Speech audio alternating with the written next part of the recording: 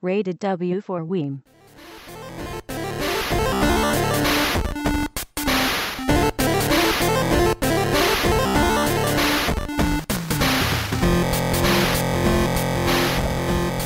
Hey everybody, Weem here.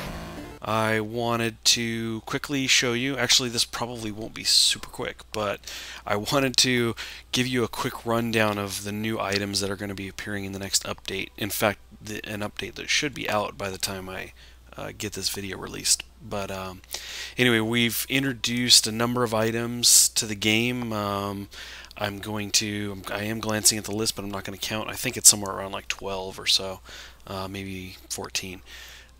Anyway, some new items, a couple placeables, some items that you'll use, consumable, a couple weapons, and anyway, I just kind of wanted to run through those and give you an idea of what we got.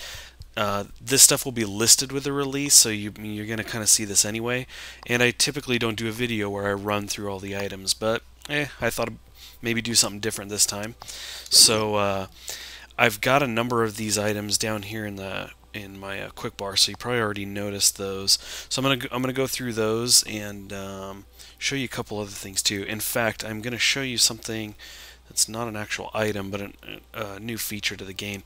One of the things Forrest and I have wanted to do for a long time is have some kind of death animation, and so we have finally introduced that. And he had a cool idea of what to do, and got it done. So I'm gonna walk over here where I've got a number of pigs roaming around. And I'm going to just go ahead and smack a couple of these. I should kill these with one hit, so keep an eye on them and you will see that they blow into parts. So we've kind of got them breaking up into these pieces, and of course you get the bacon from them still. So you will see the bacon fly by and go in the inventory, and you probably saw a number of pigs in there as part of the inventory. So let me go ahead and start there with this new placeable we have. You probably had noticed this as well, this long fence. This placeable is one of 3 new placeables we've added to the game. This is what we call the pasture. So this was something that's been talked about on the forums, and we thought, hey, that isn't actually too hard to do. So the way this works is you can put down this placeable. Obviously it's pretty large, it takes up a lot of space, but essentially what this allows you to do is keep pigs within this area, and basically when a pig is in this area they cannot leave the confines of the width of the placeable here. So how do you get a pig in here? You could obviously hit one and chase it in, but what we've added is an item here. You see a net. What the net allows you to do is actually scoop up pigs, and as you probably saw in my inventory already, I've got a number of them, but I'm going to walk over here real quick. Now you're going to see it do some damage. You'll see it do 1 damage as it hits them, and I can even hold down and just kind of move through the crowd here and just scoop up pigs. Got those scooped up. So let's see, in the inventory, there we go, we've got a bunch. Now the way to release them is you're going to walk back over here and stand within the area of the placeable. Just drag this into the quick bar here. We'll replace the stick, and just click anywhere just like anything else, and you'll drop him out into the pasture. Now again, he can't leave the confines of this area. So a couple things about this. When you put pigs in here, over time they actually will spawn new pigs. Okay, so it's kind of simulating the breeding, which is cool. You can kind of gather up some pigs, and it's bacon farming essentially. A couple things to consider though. If you put a pig too close to one of your defensive placeables, if I walk over here and drop a pig down, you'll see that they get shot right away. So the defensive placeables are going to shoot at pretty much anything that moves except for you, and that includes your pigs. So you're going to want to make sure that the farm is away from that. The second thing to consider is that when you have your robot, and I put that a little too close, wasn't listening to my own advice there. When you have the robot out, if he's in aggressive mode, he will go for that pig. So it's something to keep in mind. It's a little risky. You know, you may have him on aggro mode and you're out running around and come right back to your town and watch him start chewing through your pig. So you're going to want to keep an eye out for that. It may be that we update that down the road where your defensive placeables and your robot disregard the pig, but for now that's not the case, so you're just going to have to keep an eye on that.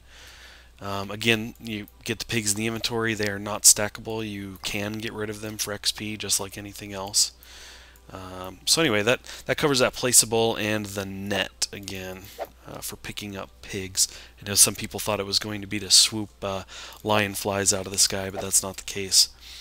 In fact, while we're talking about the lionfly, let's walk over here and you'll see that I've added a lionfly statue to the game. So this is just purely decoration. Some of you watching on the forum saw that I was putting out a list of images, including things I had been working on, and this was one of them. So if I kind of scroll over here, you'll see that you need a stone block and 10 gold panel, and that'll let you make the golden lionfly. This is the only one I've done right now. We may do some more, but thought I would just start with one really quick. So the next placeable over here, let's step over here. We got this is a bookshelf. Now, how do we make one of these? This actually covers a couple other items we've added to the game. One is paper, and paper you can make from wood pretty easily. And with the paper you can make a book. And then to make the bookcase, let's scroll over here. It's going to need 5 books, 3 blocks of wood, and you'll need a workbench. And you can make a bookshelf. You can make multiple bookshelves if you wanted to. So again, this update did have what we were calling decorations. A couple new decorations get into the game. Those are really easy for me to make, really easy for us to implement, so I thought I would get a couple of those in there. So let's keep this moving here. Got a lot to get through here. We have a boomerang here. Now in my game, I'm not entirely sure. We're only just putting the build out here, but I have a slight little bug where the game freezes there for a second when it comes back to me. It's only at certain angles. So anyway, if you are playing with the update and you get a chance to mess around with the boomerang, please let us know if that's happening for you as well. I don't think that's happening for Forest, so I might just have something weird going on with the build that I have. But the boomerang isn't too crazy. I think right now its damage is somewhere around 2.5 times what the slingshot is, so it's nothing too crazy, but it's a good model for us to build on with later weapons. You're going to see us adding in other types of boomerangs, for example. So this was kind of our way of getting it in, getting in the idea of that this thing can move and return to us, and hopefully not freeze the game for a second. But anyway, yeah, so that's the boomerang. Not too crazy.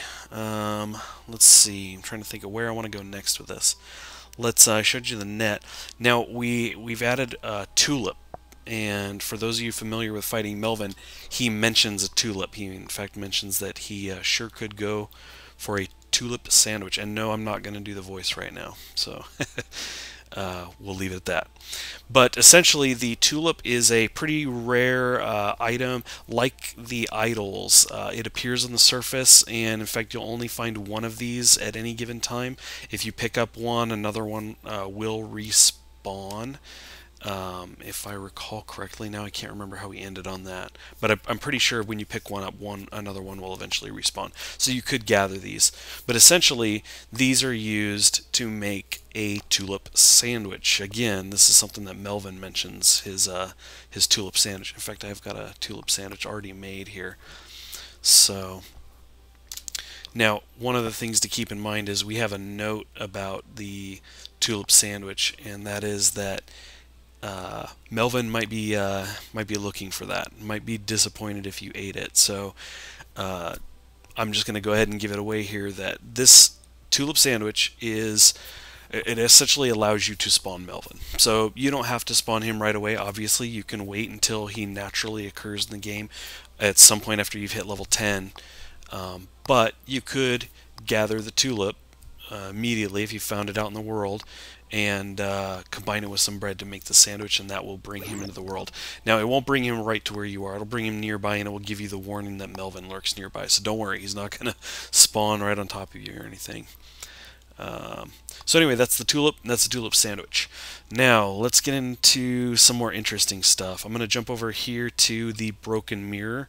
And there were some guesses about this as far as it being used in teleporting, because Terraria has a mirror, and the broken mirror was definitely inspired by that. We liked the idea of being able to teleport around the world, and in fact, we thought it would be funny if you could randomly teleport, just teleport into random areas and keep using it to randomly hop all over the place. I immediately thought of the mirror in Terraria and thought, hey, if it were broken, it might act in that kind of way. So hence we have the broken mirror here. I'm going to go ahead and click this a few times. I've got it highlighted, and you just click out here. So you'll see I just am randomly falling in different places and appearing in different areas. So that's going to be something to keep in mind. You can spawn from the sky. In fact, there's a lot of space up there, so there's some good chances that you're going to spawn up there. But you can, of course, hit it again.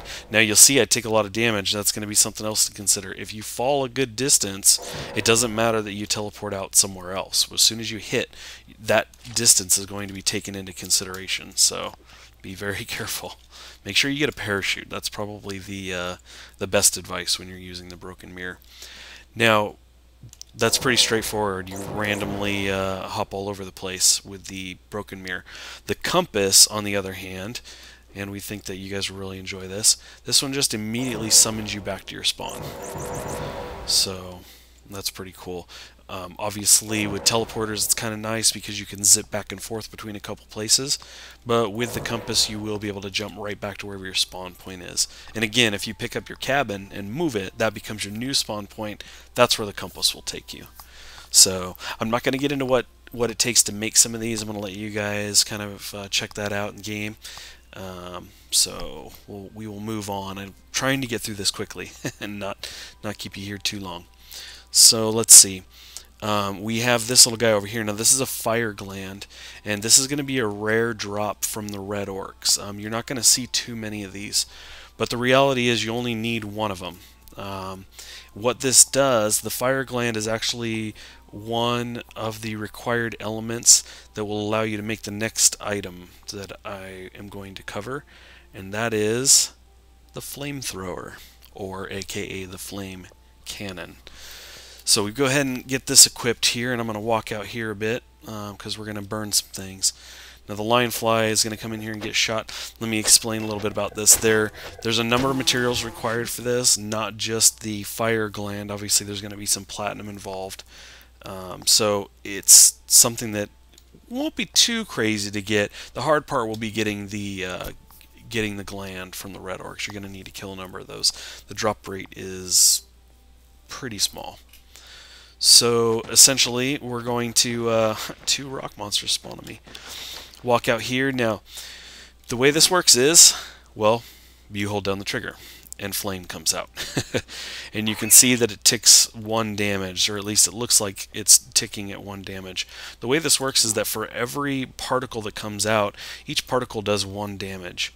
And the higher level the flamethrower, based on kind of when you've made it, there are going to be more particles involved, so there's going to be more damage.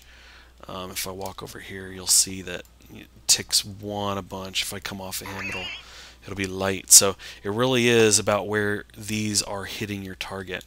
So I'm going to run around here. You'll see that when I'm facing the flame towards the direction I'm running, it's not going to go very far out in front of me, but when I face behind me, it's going to trail back pretty far. So it looks kind of funny there, but that's how that works. You'll get a good range. So if you feel like kiting something, feel free to. You're going to get to rain this down on them. And of course you can fire in all directions. We can spiral this around a bit. So anyway, I think it looks pretty cool. We definitely enjoy this a lot. Forrest says it's arguably one of the best weapons in the game, at least from a that's cool standpoint. So anyway, we're looking forward to you guys getting in and getting to try this out. It's very different. It's a very different weapon for Epic Inventor, but we thought it would be fun. So let me see here. I'm looking through my items here, and let's look at the list. I think I've kind of shown you everything. I do have the Autocannon here on the end. So let's go ahead and show you that. The auto hand cannon is essentially a hand cannon that you can hold down and has a increased firing rate. The damage on this, I believe, let's see, I want to say that it's about 2 times the damage. Might be actually 1.5 times the damage of a hand cannon as far as the DPS goes. So let's go ahead and fire this thing off here. It's a pretty fun one to fire. Let's jump up here. Actually, we're going to use the console here, which you guys don't have access to. Sorry, but let's spawn some snakes. Maybe 12 of them. And these should be over here somewhere. And there we go. So first of all, let's shoot these guys up a bit. This guy's taking some damage.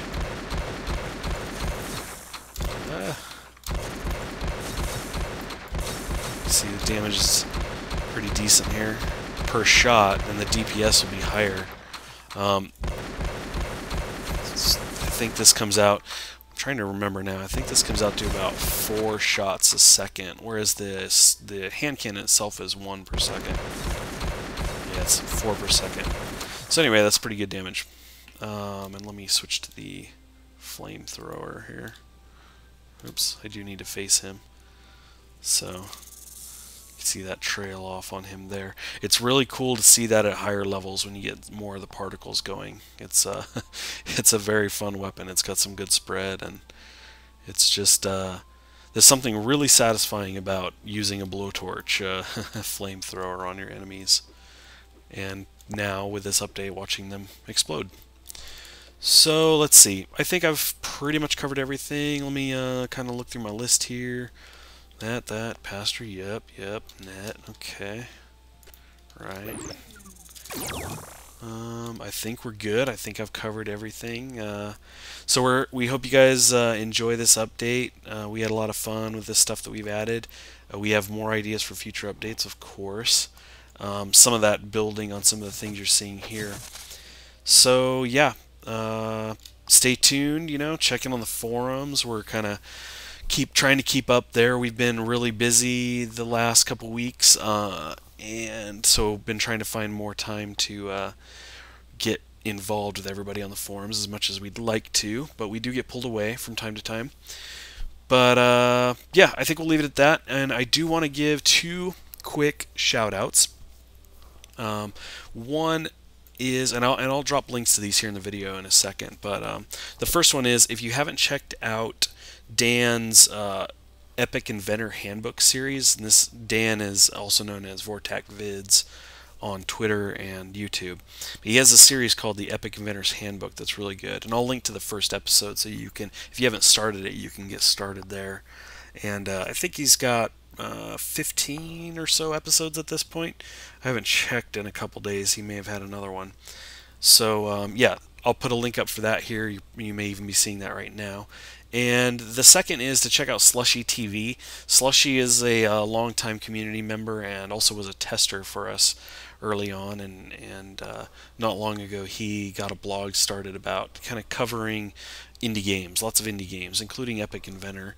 So again, I'll put a link up to his YouTube channel as well. So check those guys out if you get a chance. Get some Epic Inventor stuff in there, as well as from Slushy's channel, especially checking out some new indie games all the time. He's got a bunch on there. It's a good place to go if you're looking for something new to try. So anyway, thanks for watching. If you guys like these updates, if these look cool, please feel free to like the video and subscribe if you haven't done so already. And if you're on Twitter, be sure to hit me up there. I'm on there as the Weem. And I love hearing from you guys, especially if you've been playing Epic Inventor. I love to hear the stories, any fun or weird stuff that's going on, what you thought of the game, anything. And I respond to everybody who messages me, so don't be shy. We'll talk to you guys later.